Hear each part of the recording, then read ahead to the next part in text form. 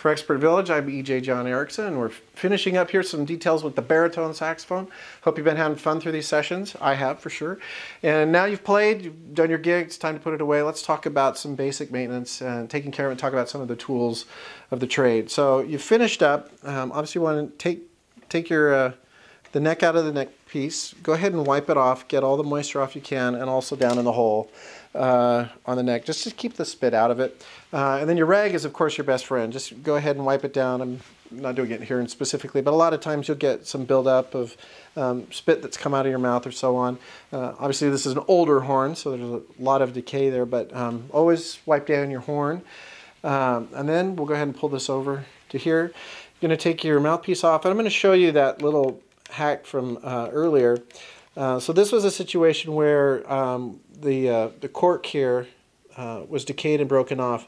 I was in a pinch because I had to do a gig, and so I needed to do something. I used the paper towel, just wrapped around a bunch of times and to put the mouthpiece on. Now obviously I'll take this off and get it to a repair shop and get it fixed right away. I can't live like that. Now one note when you're getting your cork or your neck recorked is make sure they have the mouthpiece with it, because they'll trim and sand that to match the shape of the mouthpiece.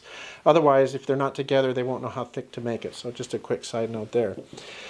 Also, your cover, you always want to leave this on.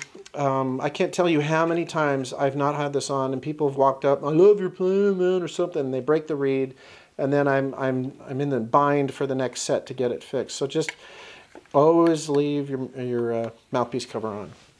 Of course, always have your cork grease, or in a pinch you can use chapstick.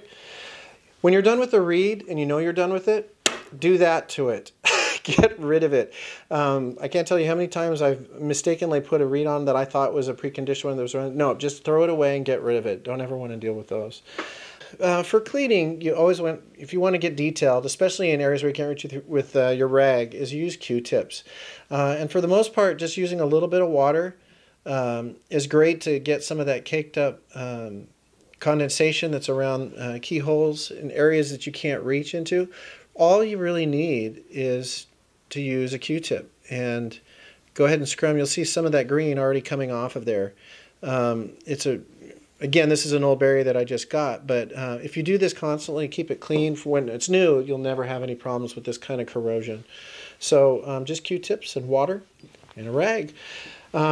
Also for polishing, they do make special polishing cloths. I recommend getting one of these. I usually keep this with me on stage at gigs to just areas that are getting a lot of condensation or spit. We can just wipe that off and polish it on stage.